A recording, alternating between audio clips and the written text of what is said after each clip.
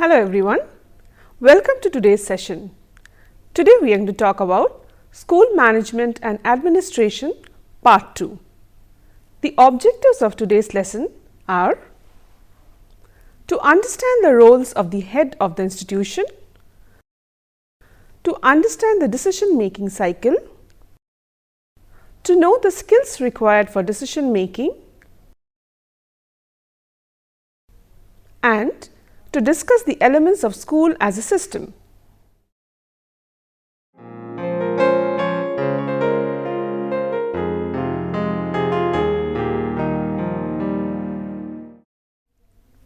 Leaders and leadership are indispensable part of school management and administration because they serve as anchors, provide guidance in times of change, and enhance the effectiveness of organization. An effective administrator provides a link between an organization's various parts and ensures the smooth communication and transmission of information from one part to the other.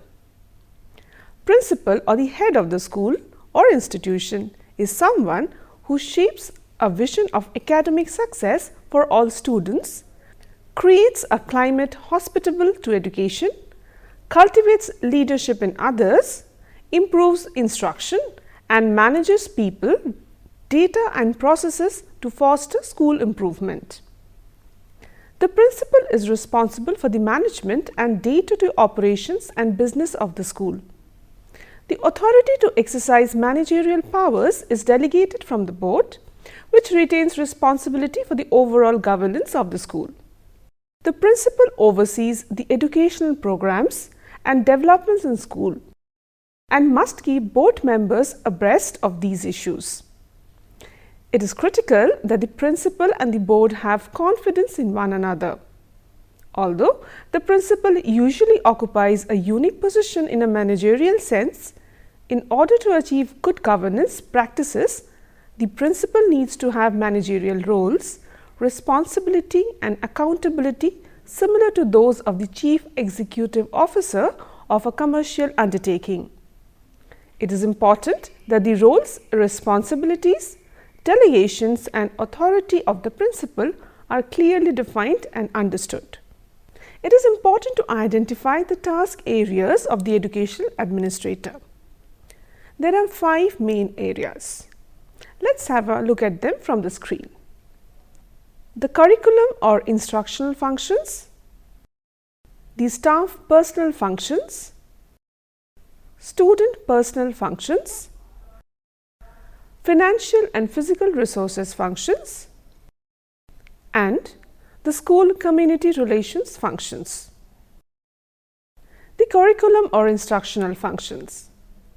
Since the ultimate goal of the educational institution is teaching and learning, curriculum development and program management constitute an important area. The curriculum as and when necessary needs to be changed in order to serve the needs and reflect the aspirations of the society. Work scheduling is an important function of the school administrator as an instructional manager and supervisor. Allocation of staff to their correct disciplines and efficient supervision ensure that their teaching content are in line with the current and relevant syllabus and that such context get to the right students. The staff personal functions. The educational administrator is the leader of the organization as he or she has staff to manage the subordinates. He or she cannot make or manage the organization alone. The potential of the staff needs to be harnessed by the educational administrator. He or she should place necessary structures and allow colleagues to participate in the organizational governance, especially as it affects them in their expertise and welfare. Under a good organizational climate, discipline and harmony naturally emerge.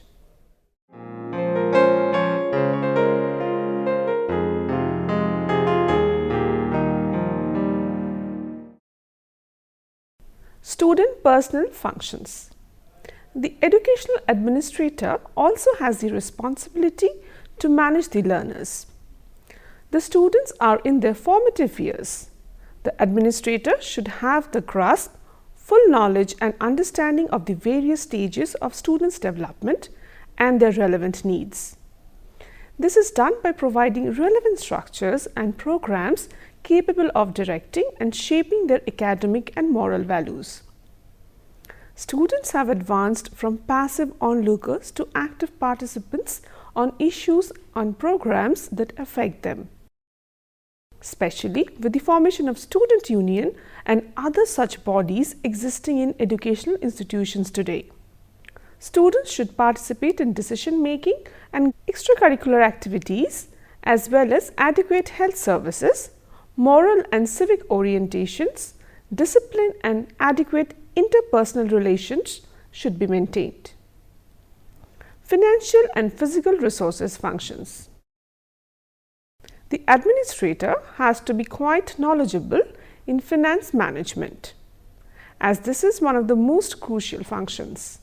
He or she has to start with budgeting by properly articulating the cash inflow and outflow of the system. The prudent education administrator creates alternative strategies of cash inflow. The education administrator distributes the available resources among the competing needs in his organization preferentially. The educational administrator is responsible for the procurement and maintenance of educational equipments and facilities. His procurement and maintenance of these infrastructure have to be properly planned and programmed. The education administrator determines the level of their usage or wastage. The education administrator endeavors to promote school community relations through the participation of the school in community activities and projects and community participation in some aspects of school life. The parents, teachers and other stakeholders in the school should join hands with the administrator to formulate policies and reach major decisions as the situation demands. Once the community is in harmony with the school, some measure of success is guaranteed. The educational administrator must be constantly alert to the objectivity with which the community perceives its school and must interpret this into special implication. The education consumer is the public and to a large extent determines what goes on in the school organization. And therefore, the education administrator identifies what the education consumer wants from education and provides them accordingly. The school community relations functions. The community is the next of kin of school organization and requires a joint responsibility of the administrator and the community. Although the school serves the community, it is the function or duty of this administrator to make the first move of positive relationship with the community. The educational enterprise is an open system. A social organization thrives on effective interrelationships within it and with its relevant public.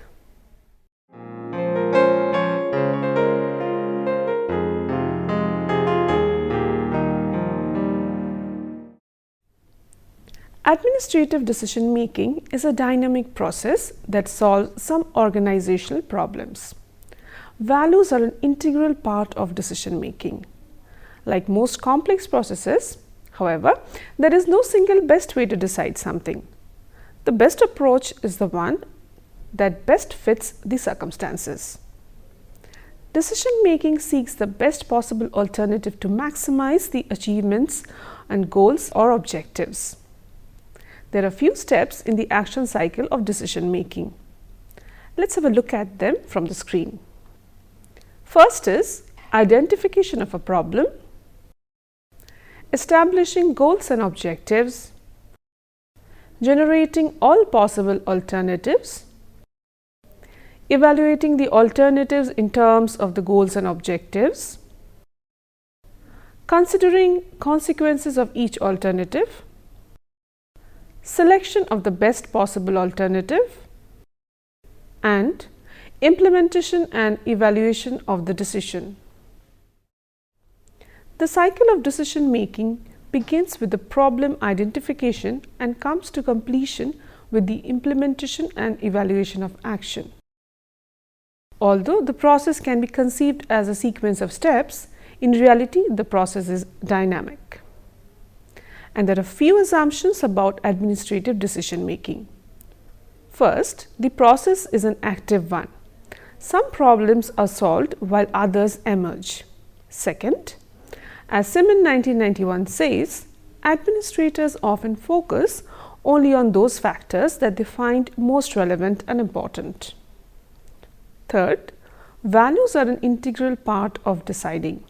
Fourth, decision making is a general pattern of action found in all organizations.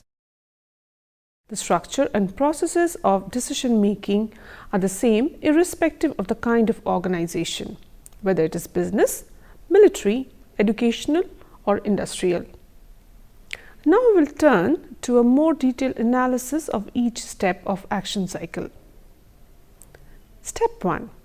Recognize and define the problem or issue. The recognition of a difficulty or disharmony in the system is the first step in the decision-making process. Effective administrators are sensitive to organizational actions and attitudes that do not measure up to the prescribed standards. The recognition and definition of a problem are crucial to deciding and often do not receive adequate attention. According to Ho and Mischel, there are two guides for defining the problem. First, define the immediate problem, then define the long-term problem. Step 2. Analyze the difficulties in the existing situation. Analysis of a problem calls for classification of the problem. Is the problem unique, or is it a new manifestation of an unusual difficulty for which a pattern of action has already been developed? In brief, decision makers need relevant facts. So, what is involved? Why it is involved? Where is it involved? To what extent? Answers to these questions provide information to map the parameters of the problem. Such information can be collected in formal, sophisticated ways, making use of operations research and computer facilities, as well as in informal ways through personal contacts by telephone or in conversation. Step 3. Establish criteria for a satisfactory solution. After the problem has been analyzed and specified, the decision maker must decide what constitutes an acceptable solution. What are the minimum objectives that are to be achieved? It is also useful to consider what is satisfactory in both short and long term. Step 4. Develop a plan or strategy of action. This is the central step in the process of decision making. After recognizing the problem, collecting data, and specifying the problem and its boundary conditions, decision makers develop a systematic and a reflective plan of action. The process involves at least the following steps. First is specifying alternatives. Next, projecting the consequences of each alternative and selecting a plan of action. Step 5. Initiate a plan of action. Once the decision has been made and a plan of action formulated, the decision needs to be implemented, which is the last element in decision-making cycle. The initiation of the plan of action requires at least 4 steps, like programming, communicating, monitoring, and apprising. Decision must be translated into a rational, specific, and realistic plan of action. Those individuals involved need to become fully aware of their roles and responsibilities, and the plan must be coordinated and monitored as it moves forward. Finally, the success of the implemented plan is appraised in terms of the criteria for a satisfactory solution which were set earlier in the process. Organization decisions are made in context of change, like facts, values, and circumstances changes. Therefore, a fully articulated decision, one that has been reflectively made, programmed, communicated and monitored, in itself brings about sufficient changes to necessitate its own further re-evaluation and appraisal. Thus, evaluation of the success of the plan is both an end and a new beginning in the action cycle of decision making.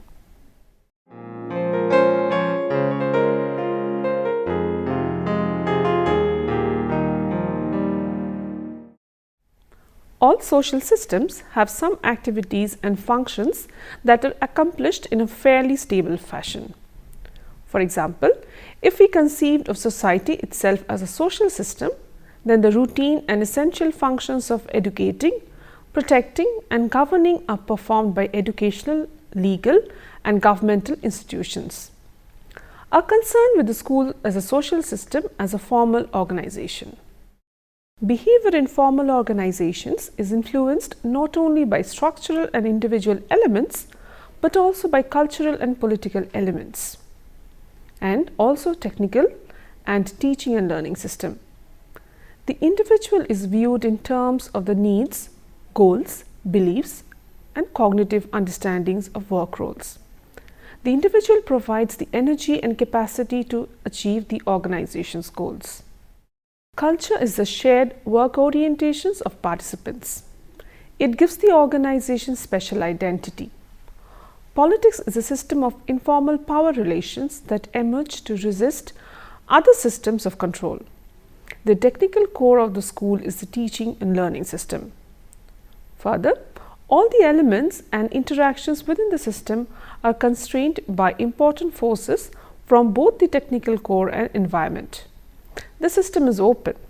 Finally, formal organizations as social systems must solve the basic problem of adaptation, goal achievement, integration, and latency if they are to survive and prosper.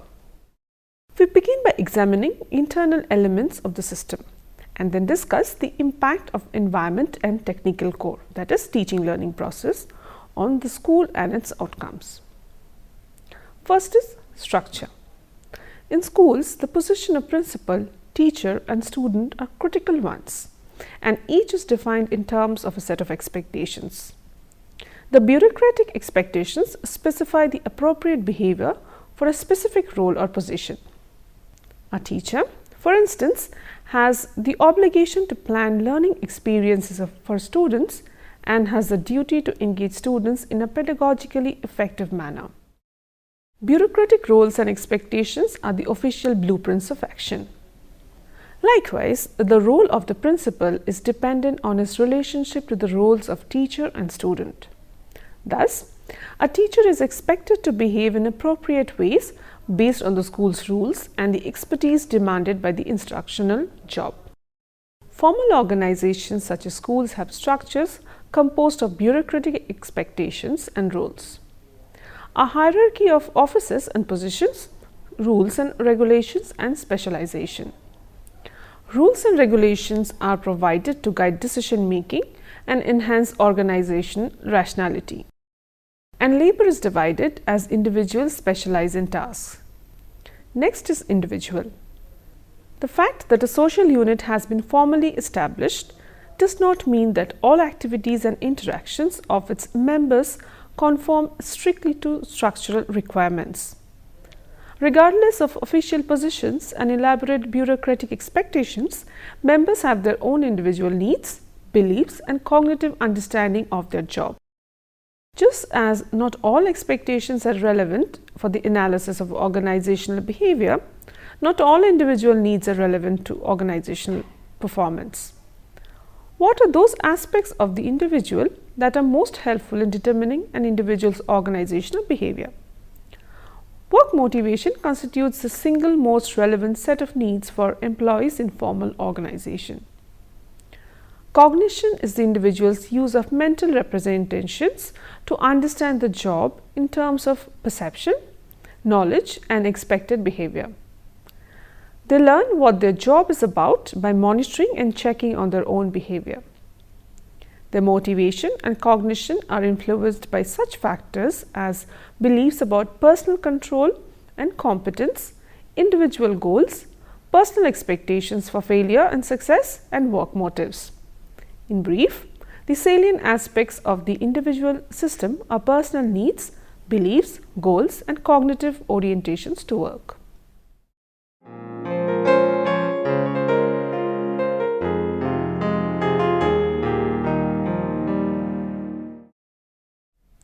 Next is culture.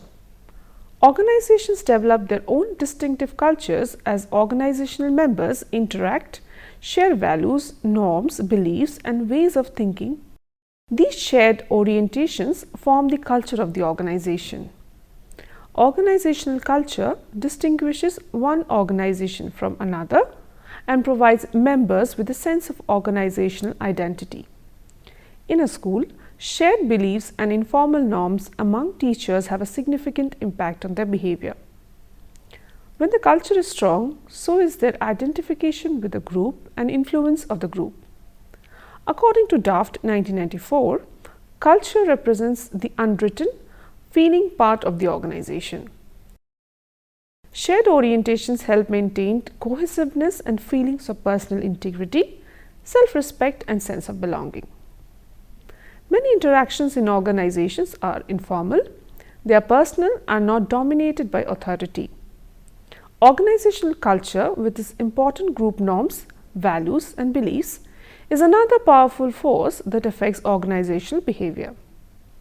Next is politics. Structure represents the formal dimension of the school system, whereas the personal aspect of the system is represented in the individual. Culture is the collective dimension of the system that blends the formal with the personal to create a system of shared beliefs. But it is the political dimension that spawns the informal power relation that emerge, often to resist other systems of legitimate control. Members who work within the confines of the structure, culture, and individual systems usually contribute directly to the needs of the organization at large. Structure provides formal authority, culture generates informal authority, and the individual brings the authority of expertise to the organization. Politics, in contrast, is typically informal, often clandestine, and frequently illegitimate. Politics, however, is an inevitable part of organizational life. There are always those who want to seize power for their own personal ends. Power relations get played out in a variety of ways: political tactics and games, bargaining, and conflict resolution. Members are invariably forced to play the power games of politics. However, politics is informal. There is little doubt that it is an important force influencing organizational behavior. To understand organizational life, one must look at both formal and informal, as well as legitimate and illegitimate forms of power. Hence, structure, individual, culture, and politics are critical elements of social system. These elements can become individual frames or lenses to view organizational behavior. Next is teaching and learning. All organizations have a technical core that is concerned primarily with the major mission of the social system. In schools, the teaching learning process is the core of the organization. All other activities are secondary to the basic mission of teaching and learning, which shapes the administrative decisions in school. Learning occurs when there is a stable change in an individual's knowledge or behavior. Different theories of learning have different implications for teaching depending on what is to be learned. Next is environment. There is no doubt that environment is critical to the organization function of school. It provides resources, values, technology, all of which place constraints and opportunities on organizational action. In brief, schools are open systems that are affected by external forces. Although there is basic agreement on the importance of the environment, its complexity makes analysis difficult. Nonetheless, we need to consider what factors individually and in relation to others create the basic external demands, constraints, and opportunities to which schools respond. Next is outcome. A school then can be thought of as a set of elements like individual, structural, cultural, and political. However, Behavior in organizations is not simply a function of its elements and environmental forces. It is a function of the interaction of the elements. Thus, organizational behavior is a result of the dynamic relationship among these elements. More specifically, behavior is a function of the interaction of structure, individual, culture, and politics as constrained by environmental forces. This was our today's discussion on school management and administration. Let's have a quick recap of our today's discussion. We began a discussion discussing the roles of the head of the institution, then discussed the decision-making cycle, the skills required for decision making, and lastly the elements involved in school as a system. Thank you for watching.